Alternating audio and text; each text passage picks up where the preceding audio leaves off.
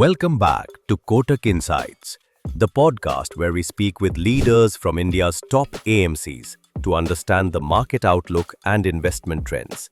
In today's episode, we meet Mr. Sankaran Naren, Chief Investment Officer at ICICI Prudential AMC, managing over 5 lakh crore rupees in assets.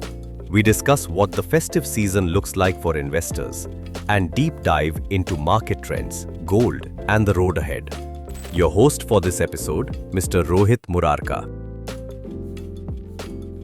Hi friends, welcome back to another episode in our podcast series, and this is our Diwali special, and we have a very special guest with us. We are introducing Mr. S. Naren, CIO, ICICI Prudential AMC. Hi Naren. Welcome. Wishing everyone a very happy Diwali. Yeah, and we are shooting this from the brand new office of ICICI Prudential AMC. You just moved here recently, right? Yes, a few months back. And it's a very nice, young, fresh-looking office. So we'll take a tour after we finish this. So thanks a lot, Naren. And I remember meeting you sometime early last year, and you were a little cautious on how equities are. So since this is Diwali special, we are shooting this on 10th of October. So let me just little bit talk about how markets were last year. Broad indices have been more or less flat. Small cap indices actually are down a little bit, 5 to 7% down year-on-year basis. You were cautious last year. What made you cautious then? And do you think the market performance which has been there for the last 1 year kind of justified whatever you were thinking last year? See, we look at two factors, actually three factors. We look at valuation, we look at cycle, and we look at exuberance. So last year I thought we saw exuberance and valuations were high. So when you see that combination of exuberance and valuation being high, we are trained to give caution, and considering that we manage other people's money, this combination of valuation being high and investor being exuberant is a very worrying combination for us. That was the reason we were cautious. That doesn't mean, everyone thinks investor is arithmetic. Investing is arithmetic. It is not. I wish it was. Then we'll have continuous successes. So you can give such views and go right, you can give such views and go wrong. And so that is the reason why, in investing, most of the time, if you get 6 on 10 right, you are successful. Because it is not arithmetic. There are times where you will go correct 100%, there will be times you will go 100% wrong. So, but the framework you should still have. You should look at valuation, you should look at cycle, and you should look at exuberance. Once you look at these three on a regular basis, you will know where you are. Then on that basis, you continuously do things. And if you get 6 or 7 times right, you would have made money. Even though 3 or 4 times you would have gone wrong out of time. That is the framework. And that framework last year was very clear that you have to be cautious. Okay.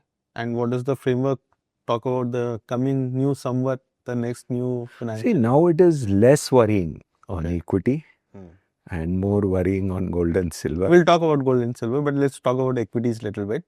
So when you say less worrying on equity, would you say that it's a time to become, in our asset allocation, become a little more aggressive on equities, or, how should an investor interpret it?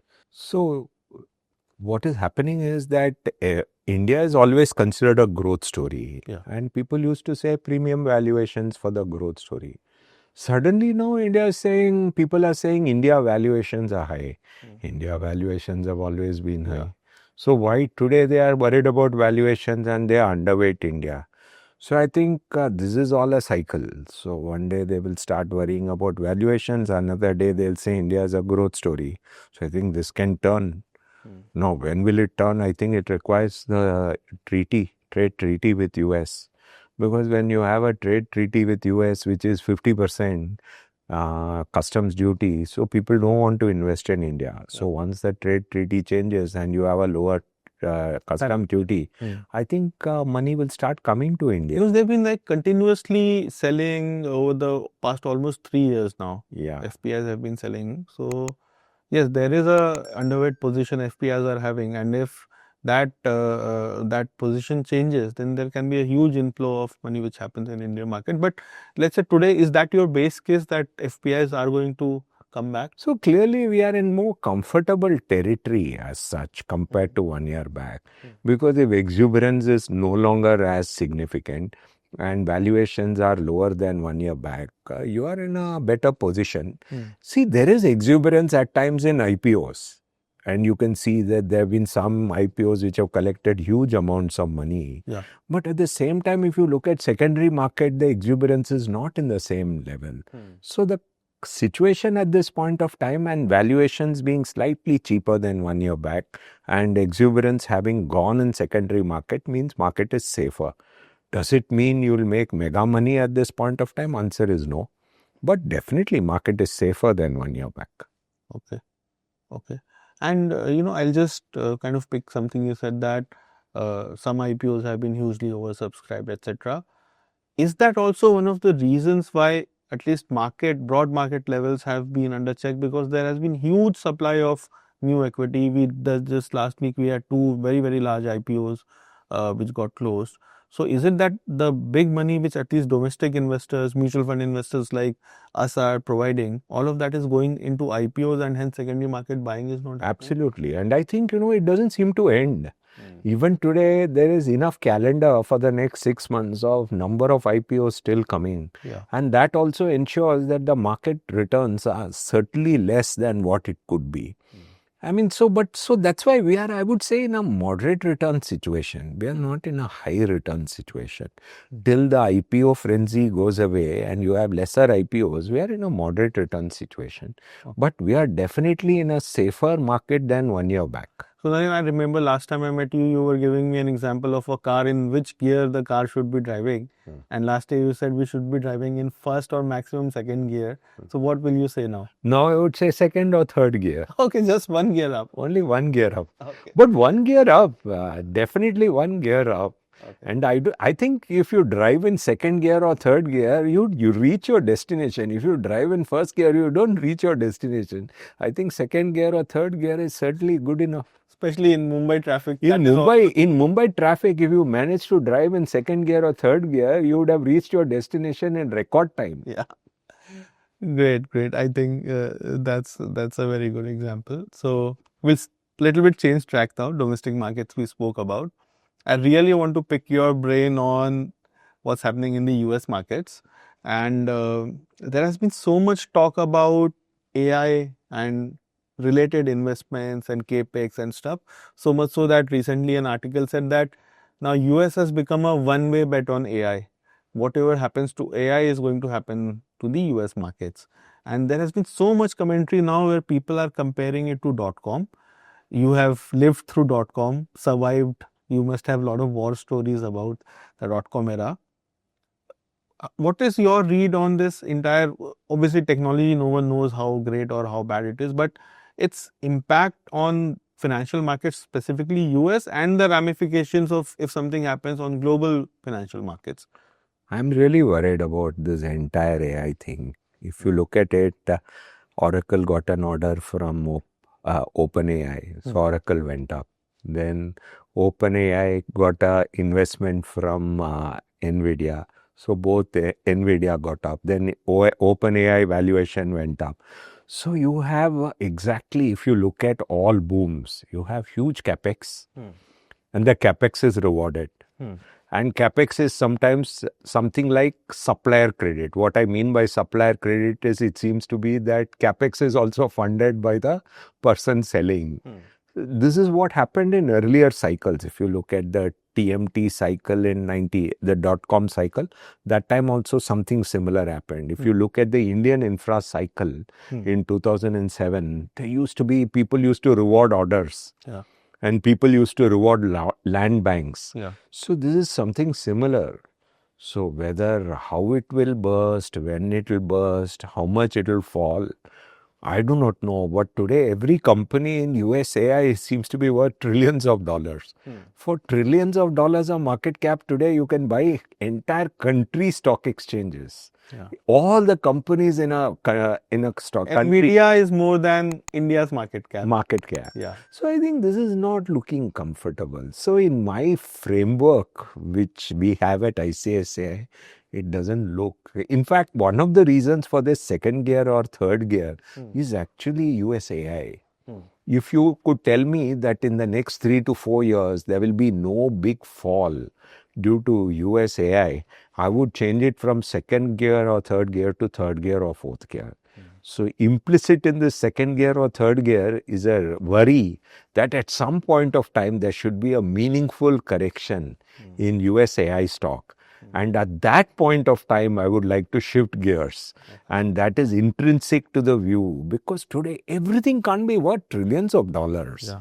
And you don't know what is the ROI on the Capex that is being made in artificial intelligence equipment. So that is where we are. So today, in fact, today itself, Naren, I was reading a report which said that the kind of capex which is happening, it would require some kind of a $2 to $2.5 trillion of revenue to justify the kind of capex which is happening.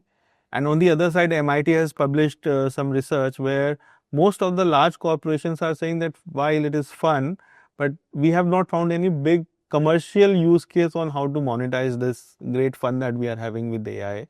And that's how this entire story and the paper said that it feels we are closer to March 2000 when the dot-com bubble actually burst than 1995 when the dot-com bubble actually started. Yes. So there is so much fear. No, so while what you said that it can burst and obviously no one knows when it will burst or to what extent it will correct, there obviously will be a big ramification on Indian markets also, isn't it? See, actually, no, if you look at valuation cycle and exuberance, US AI stocks are at a different level. Yeah. But if you look at it, when that, the next cycle need not be anything, US AI will be at risk. But India is not part of this entire exuberance. But global flows get But yeah, that's why I'm saying at that point of time, you have to move from second gear or to fourth gear. And then the next cycle could well be India. So you can't say for sure, but the next cycle could be India.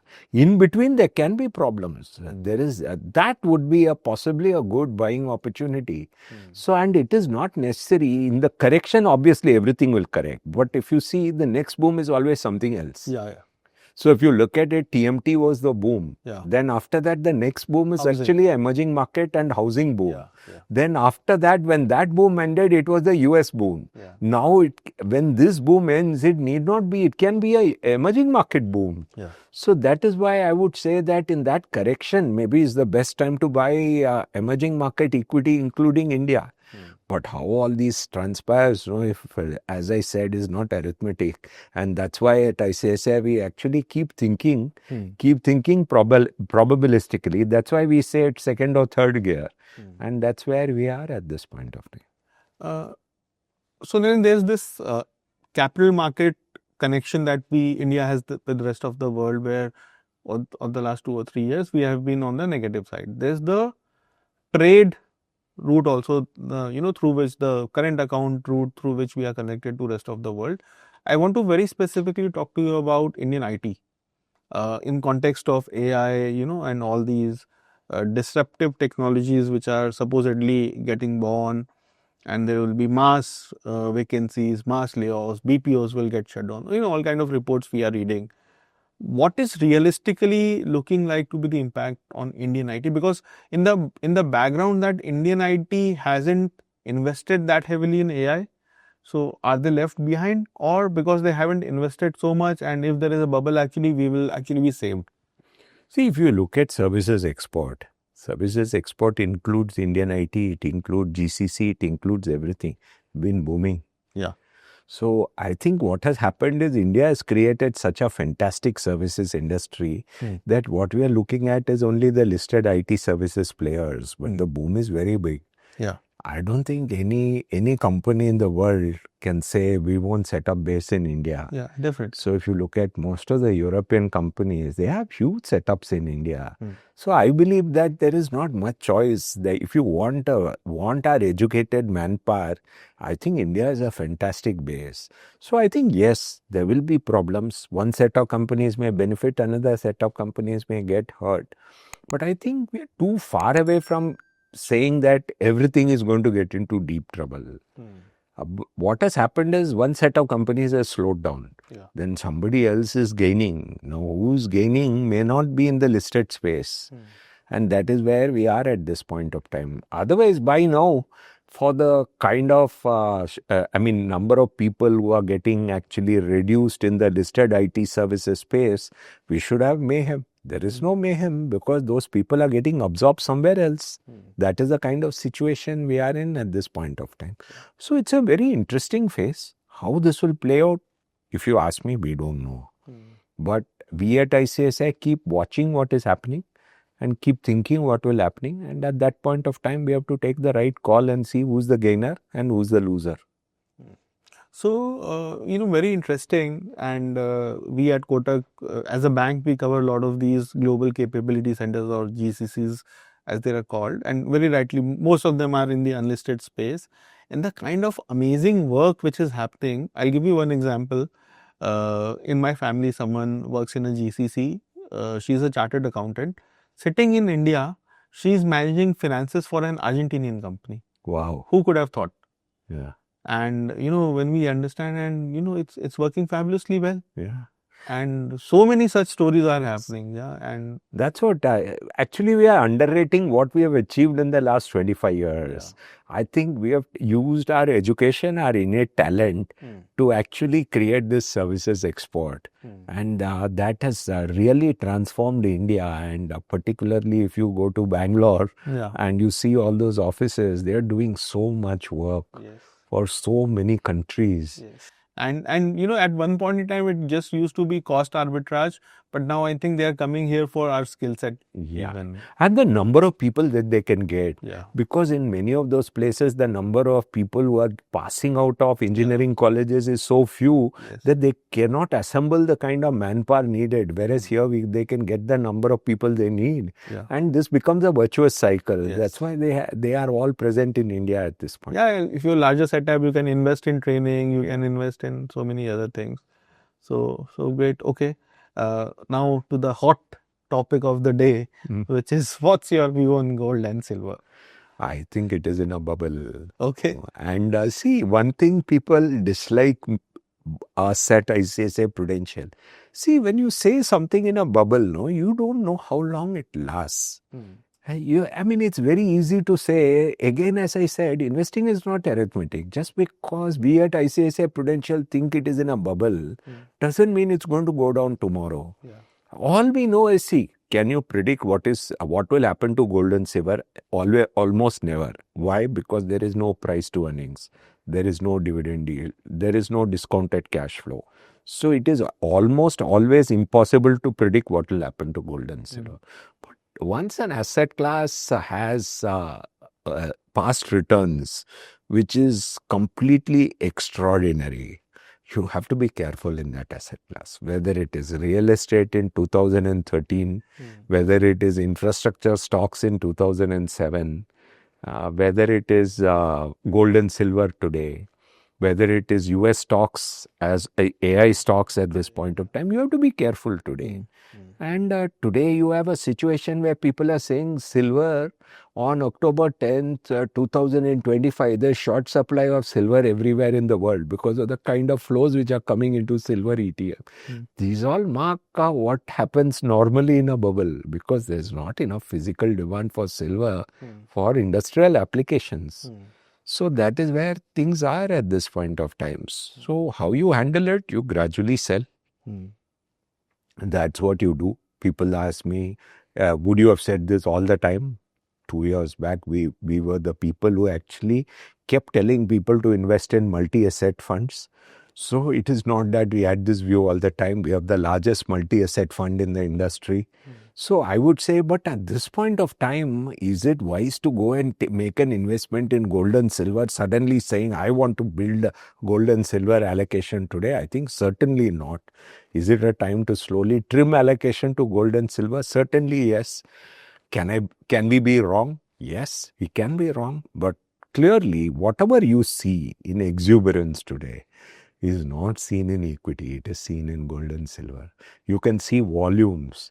Volumes are sometimes the best indicator of exuberance. Go and look at the volumes in gold and silver ETF. They are so high compared to what it was a year back, 2 years back, 3 years back. In fact, silver ETF didn't exist 5 years back or 6 years back. But I would say that is the kind of situation. So, Naren, a very interesting point. Recently, Kotak Institutional Equities came out with a research report, and the theme was very nice. That today it seems that mega risk assets like crypto and what was supposed to be safe haven assets, which is gold, both are rallying at the same time. So, crypto, Bitcoin prices are also going up, and gold, obviously, gold, silver prices are also going up. And how to explain this conundrum that we are living in a world where both risk and safety are being rewarded at the same time? I'm completely clueless because, see, the global central banks are the biggest buyers of gold today. Now, why are they buying gold? Why can't they buy bonds of other countries? I don't know. So they are the people. Why one day they can't wake up and say, let's reduce our gold reserves? What is the reason? Gold reserves are today at their highest point. I think they have touched 25% of their entire reserves. Yeah. Now, can they not bring it down from 25 to 20? They would actually make extraordinary amount of money. For the first time, gold holdings of central banks are higher than dollar holdings. Yeah, exactly. So I'm saying today, who are the people who are sitting on profits at the central banks? Why can't they book profits? So if central banks start practicing asset allocation, I would say that they have a huge profit to book. Yeah. So it is surprising that central banks are not practicing asset allocation. So I think it's a very, very fascinating time. On a related note, Naren, while obviously Indians have a huge fascination to gold. We've been buying gold since gold existed, maybe. What are the ways do you think that Indians, households especially, can monetize this gold? So one is this entire gold loan route which has come, and many people have monetized it very successfully. But do you think there are any other alternate ways through which Indian households? Structurally, gold loan, I feel, is a very sad way of monetizing gold.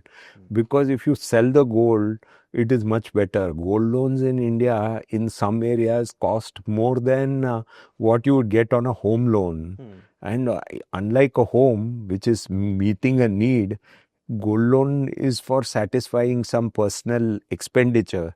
So I would rather have a situation where we had a model where people could sell their gold rather than take a gold loan.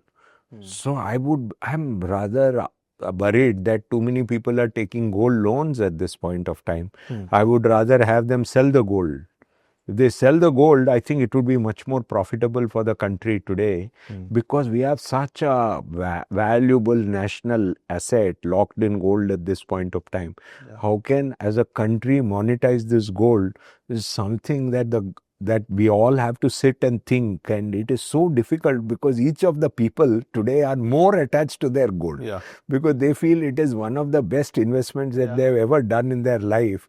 So if I try to persuade my mother-in-law that you have to take out money out of gold, it's not going to be easy because she will tell me I'm a better investor than me. Yeah. So how can I persuade her? That is going to be the challenge at this point. Yeah, that's right. So, okay, I think we are at time. So, parting notes. Very soon the new Samvat will start. Diwali is around the corner. What is your message to the investors? How should they think about? So I think, as a rule, what we tell people is the best way to make money is asset allocation. What is asset allocation is?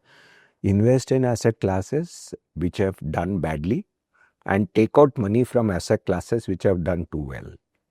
If you follow that route on a consistent basis, you make money. Asset allocation is not investing money in all the asset classes. So if you look at it, a few years back, India was the best performing country. If you chose to invest in some international markets, you made huge money in the last 2 years. Yeah. So like that, if you look at your investment in gold in the last 1 year was outstanding. So the asset class to take out money is always the best performing asset class. The asset class to invest is the worst performing asset class. So at some points of time, we used to think that when every asset class is doing well, put money in gold. That didn't work. So now maybe the best asset class to put money sometimes is you have to identify the cheaper the equity asset classes, put money in cash. You can even keep some money in cash because and hope that an AI bubble, US AI bubble bursts. So these kind of things also should be done. But practicing asset allocation is very, very useful to making money in the long run. And when all asset classes at some point of time fall, that point of time leveraging to buy at that point of time even really works. At that time, leveraging is part of asset allocation, but not today. So Today is not increasing the liability side and increasing the asset. Today is not the time. Today's But that is a different time. And in fact, today also, I think the level of margin funding, the level of derivative usage is so high that I really worry why people are still involved in leveraging and derivative. I would still tell people do not be leveraged and invested in equity. So in a sense, take some weight off precious metals and add that weight to equities. You can consider equities, you can consider cash, but it is important not to be leveraged in equity even today. Okay. And within equity, any preference? See, this is a very interesting thing. Over the years, it used to be very easy to identify pockets where markets are very cheap. And, there's a time when we always, for almost 4 years, we used to tell people PSUs, metals, telecom, banks, all these were very, very cheap. Now, there are no such easy pockets. In recent times when people have forced me into asking sectors, we have recommended oil and gas because it seems to be one of the worst performing sectors. And today oil price is as low as what it was in 2006. So that is one sector which we recommend, but that is out of the fact that I'm not able to find any other sector. But as such, if you look at it, there are no cheap pockets. So there are times when we tell people you have to buy when any seller comes and sells because that person hasn't made money in any stock. That is a good time to buy. Because at the end of the day, there are no cheap stocks and there are no stocks which have not been discovered in this long boom. But Naren, at the same time, the SIP story in India is going very strong. We saw September flows, they crossed 29,000 crore, again highest ever. Should investors kind of rethink about their SIP investments also? No, certainly not. Certainly not. They should continue their SIPs, but they should think where they have their SIPs.